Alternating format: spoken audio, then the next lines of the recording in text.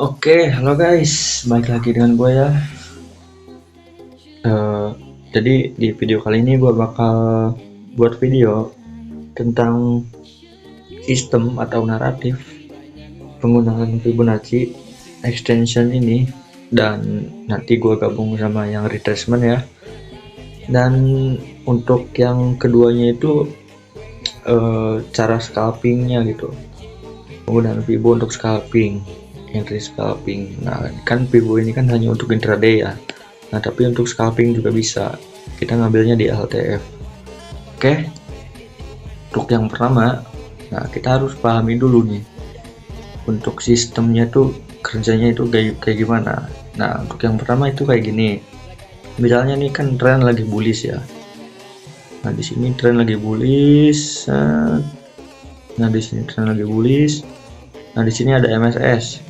Di sini ada MSS, dia di break. Nah, dia sudah bikin kayak gini, lalu nah, sistemnya kayak gini. Contohnya bentar, ini gua hapus dulu. Nah,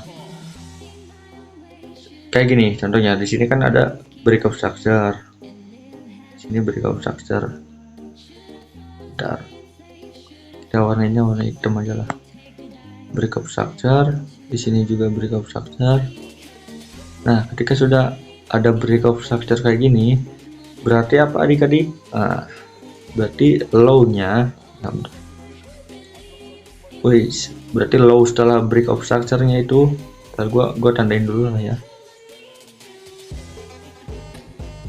Nah, kita tandain BOS. Nah, berarti low setelah breakout structure-nya itu kalau di break menjadi MSS atau change of character. Nah, kita tandainnya di sini warna kuning. Oke, baik.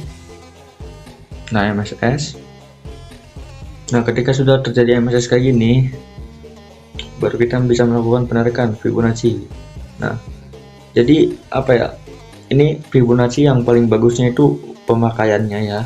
Misalnya dipakainya itu yang paling bagus setelah terjadi MSS. Setelah terjadi MSS ya, tanda kutip. Ini yang paling bagusnya karena ini kita berada di tren utama. Nah, untuk penarikannya itu dari high low ke high ya. Seperti extension biasa aja. Nah, misal harga masih di sini. Harga ini masih di sini. Nah, kita untuk melakukan entry posisinya itu di mana ya? Kita tunggu di sini karena di sini biasanya sejajar dengan area SBR dan atau apalah. Nanti gue contohin di chart gitu. Nah, kita bisa tunggu di area ini dan sejajar di level ini ya, di zona ini untuk melakukan setup entry atau setup sell gitu. Setup entry sell untuk melakukan penurunan. Jangan target di sini, harus pastikan ada liquidity yang harus diambil ya. Pastikan harus ada liquidity yang diambil gitu, yang mau diambil. Nah, ini contoh bearishnya ya. Ya sama aja lah kayak bullish juga kayak gini penjelasannya. Oke, kita lanjut. Nah, kita ke chart nih. Kita lihat di sini. Nah, market di sini sudah melakukan, ini di XAU ya BTW, di gold. Di sini market sudah melakukan sweep liquidity. Sweep likuiditas, berarti likuiditas di sini sudah down ya, sudah diambil.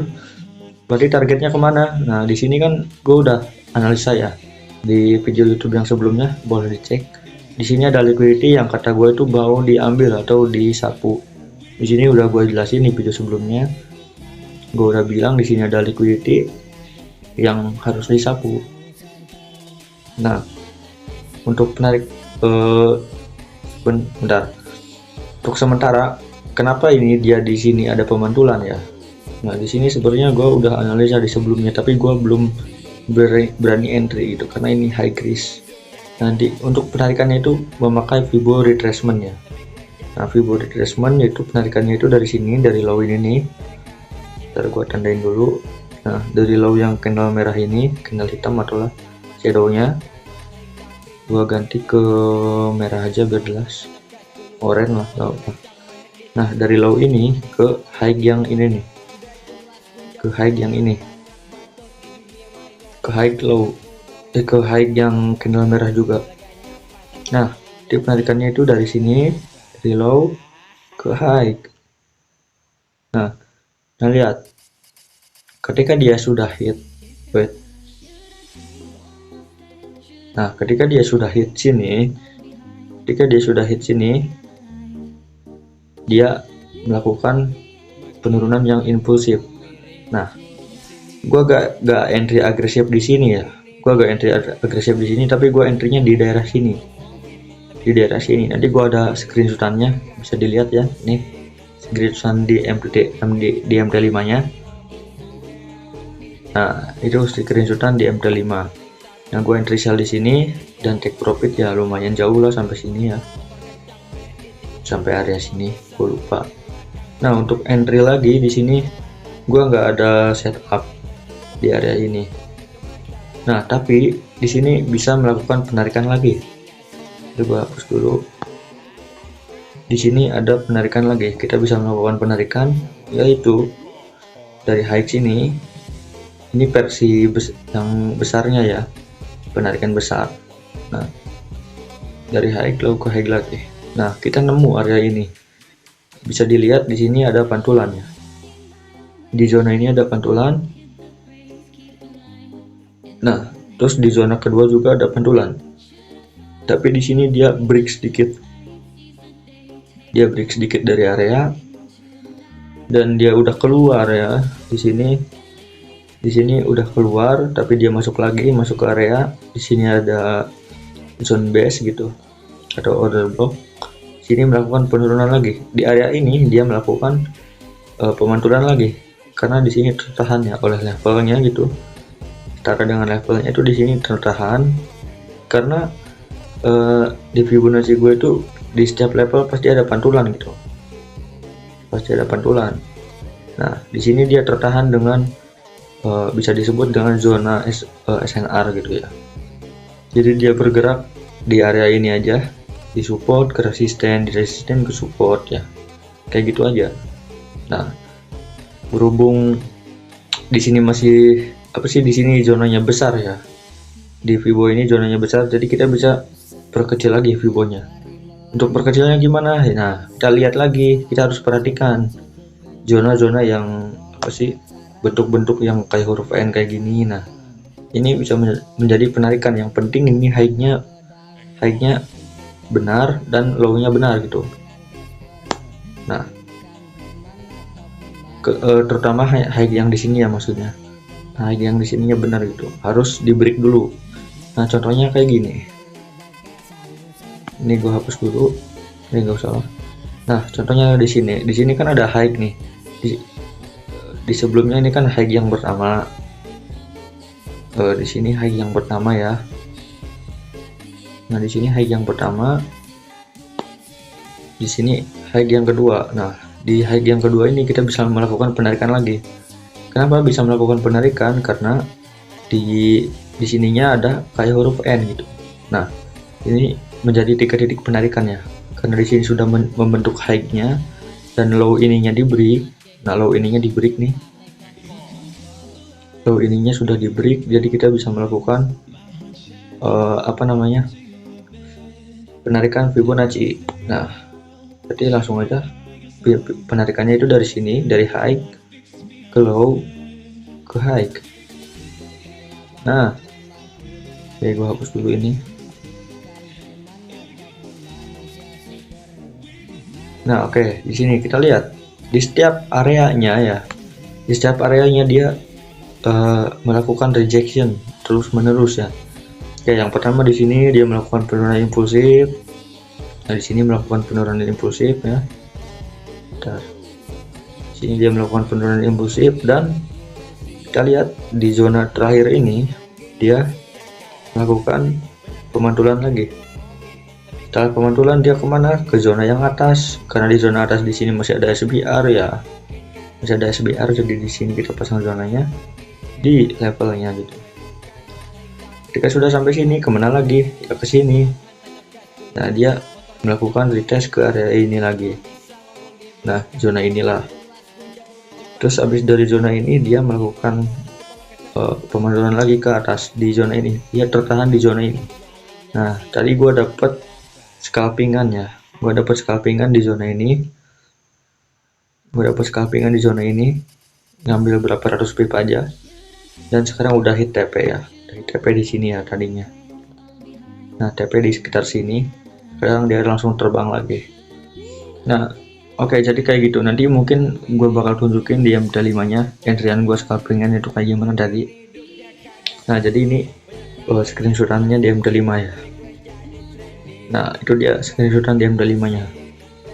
Oke, untuk naratifnya itu, ya naratif berarti kan kita lihat di sini. Nah, kita harus pahami dulu konsep untuk entry itu kayak gimana. Kita konsep entry itu enggak apa namanya, bukan tanpa alasan gitu. Kita entry tanpa alasan. Misalnya kita entry di sini, sedangkan ini zona Vivo ya. Nah, kita mau entry agresif di sini, alasannya apa gitu. Nah, kita lihat di sini. Di zona ini ada yang namanya support dan fair value gap yang fresh ya. Nah, di sini fair value gap fresh dan di bawahnya support gitu. Nah, kalian bebas mau ngambil yang mana. Misalnya gua ngambil di area ini, di area support aja. Di area support. Nah, berarti naratifnya dari support. Support. Nah, untuk targetnya kemana? Targetnya ke area liquidity juga. Area liquidity di mana? Nah, area liquidity yang gua maksud itu area bisa apa sih, termasuk kayak gini. Ini termasuk area liquidity juga bagi gua, yang dimana itu area sideways atau area konsolidasi tadinya, kayak ngebuat base kayak gitulah. Nah, ini menjadi target liquidity gua. Kalau nggak mau di high-nya ya biasa gua di support, karena di sini takutnya dia apa sih namanya? Namanya itu apa anjing?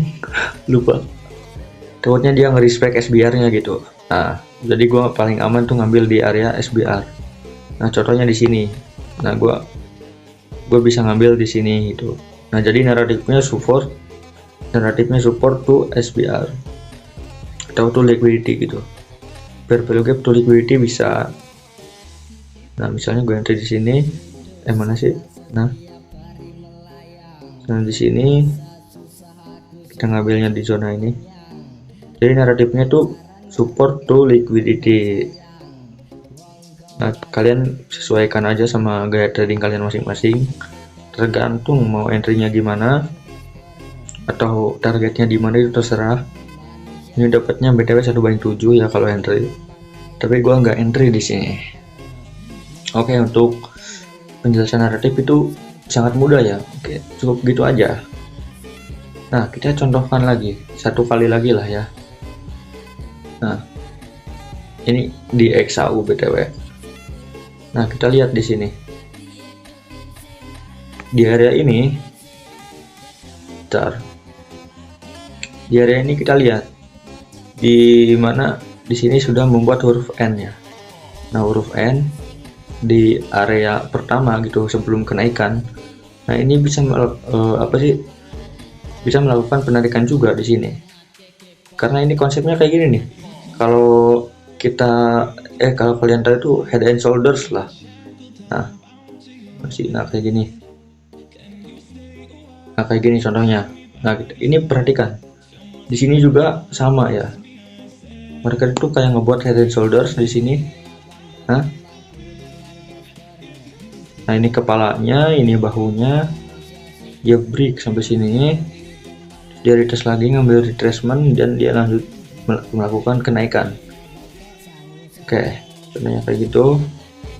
Nah, kita bisa melakukan entry posisi lagi, apa sih namanya, penarikan Fibonacci, yaitu dari sini, dari low high ke low.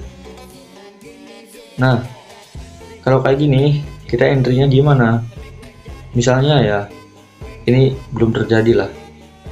Ini gua ngejelasinnya di market yang sudah terjadi aja biar sekalian sama contohnya gitu. Nah, contohnya di sini dia sudah hit. Nah, kita berarti zona RBS-nya di mana kalau ini? Berarti di sini. Setara dengan level inilah. Kita ngambilnya di sini, tapi di sini di break. Dia gimana Bang? Kalau di break ya wallahu a'lam gitu. Kalau di break ya di break gitu, ya udah. Karena emang market kadang susah diprediksi juga. Nah, kenapa di break ini? Mungkin dia ngambil area base ini atau masih ngambil support lah sini. Dan dia lanjut penaikan. Nah, ketika dia sudah break, ketika dia sudah break lagi di sini, untuk targetnya di mana? Target entry lagi gitu. Kita tunggu entry lagi di mana? Harusnya di sini ya. Harusnya di sini. Nah, di sini dia sudah melakukan kenaikan sedikit. Misalnya kita entry nih. Di sini dia sudah melakukan kenaikan sedikit ya. Nah, sekitar 380 pips. Tapi dia turun lagi gitu. Nah, untuk selanjutnya kalau ini area ini di break lagi, jadi kalau area ini di break lagi untuk target zonanya itu di mana? Yang kedua ya di sini, di area ini. Nah, di area ini kita bisa perhatikan lagi nih, di area ini ada apa. Kalau nggak ada apa-apa ya udah gitu. Berhubung di sini ada area fair value gap atau inverse fair value gap gitu, IFPG bisa disebut. Nah, sini ada inverse fair value gap. Jadi bisa entry di sini, tapi di sini nggak kena ya, dan dia langsung terbang gitu. Dan di sini dia langsung terbang. Karena kenapa terbang di sini? Masih ada liquidity yang harus diambil. Nah, sesuai yang gue bilang, liquidity yang gue maksud tuh kayak area sideways gitu, kayak area sideways atau konsolidasi. Nah, di sini contohnya. Di sini dia ngambil high-nya gitu. Di sini dia ngambil high-nya.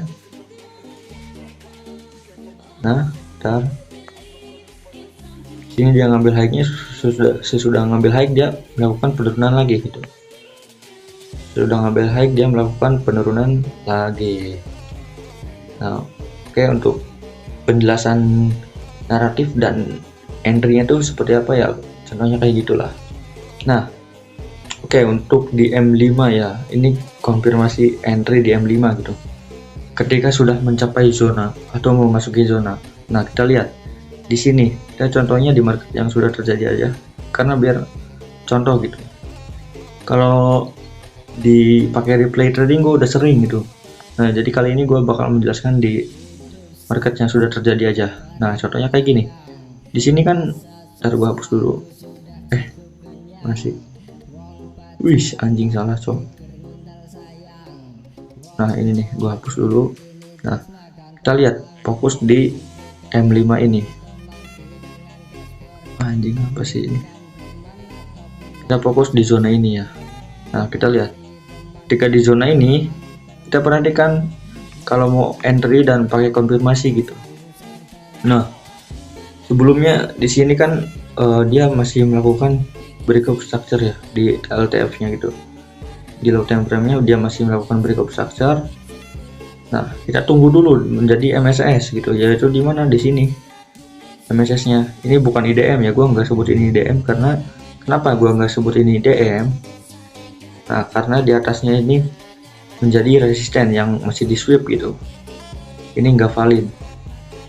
IDM-nya nggak valid, jadi gue sebutnya itu ini MSS gitu. MSS pertama karena di sininya dia nge-sweep.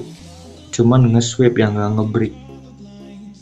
Nah, kayak gini. Kita perhatikan setelah dia melakukan MSS ini. Kita perhatikan ketika dia sudah melakukan MSS.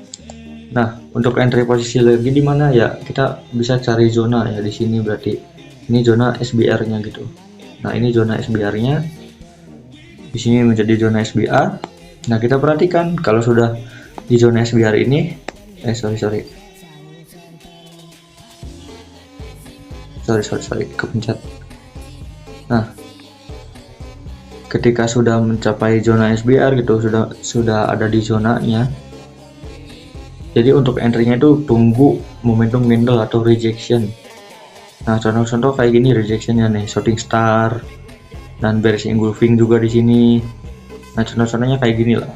Misalnya kita entry di sini karena ada shooting star dan mencapai zona SBR kita bisa melakukan entry posisi short di sini. Nah, dengan stop loss di atasnya, take profit ya terserah lah, mau 1/2, 1/3 sih. Nah, kita contohnya di sini take profit di sini aja lah. Nah, di sini dia sudah kena ya, sudah dapat 1/4,5. Nah, ini untuk scalpingan. Gue biasanya entry scalping tuh seperti ini. Oke, untuk selanjutnya scalpingan tuh gue contohnya tadi dapat di sini. Wah, di mana ya? Gue lupa tadi tuh. Ntar gue lihat dulu di M1. Oh ya, di sini. Nah, gue dapat scalpingan di sini tadi. Wih. Nah, gue dapat entry scalpingan di sini. Nah, di area inilah. Kenapa gue bisa entry di sini? Nah, perhatikan ya. Nah, kita lihat di M5. Yang pertama di sini. Di sini dia sudah apa sih namanya? Melakukan pemantulan di level Fibonacci ya. Nah, kalau gua pakai konfirmasi itu kayak gini, dia ketika dia sudah melakukan pemantulan Fibonacci di sini, gua nggak langsung entry, tapi tunggu momentum candle gitu. Nah, contohnya di sini, gua ada beberapa konfirmasi juga, yaitu di sini ada triple top yaitu resisten yang nggak berhasil di break, berarti 3 kali pantulan lah intinya, triple top. Nah, gue entry-nya di sini, di yang ketiga nih, di sini. Bentar, anjing mana sih? Nah, berarti di high yang ini gue entry-nya di daerah high yang ini, berarti di bawahnya lah. Ketika sudah dapat high-nya, kita nunggu di bawah di sini. Nah, berarti abis ini gue langsung ke M5. Nah, di M5 di sini gue lihat adanya momentum candle gitu, yaitu namanya candle doji gitu. Candle doji di sini, candle doji, dan di sini juga udah melakukan sideways ya, sideways. Nah, jadi gue langsung entry posisi di area ini. Nanti gue tunjukin nih SSN di MT5 gue. Nah, itu dia SSN di MT5 gue itu TP-nya itu sekitar sampai sini lah ya, kalau nggak salah, sampai sini lah. Nah, contohnya seperti itu kurang lebihnya. Oke, mungkin nanti selanjutnya itu gue akan jelasin juga yang kalian belum ngerti gitu ya. Yang kalian belum ngerti nanti gue jelasin di video selanjutnya, karena ini durasinya udah kepanjangan, udah 22 menit ya. Jadi mungkin dari gue cukup segitu aja untuk di video kali ini, kurang lebihnya mohon maaf. Oke, jangan lupa komen untuk gue bikin video tentang apa lagi. Jadi see you the next video.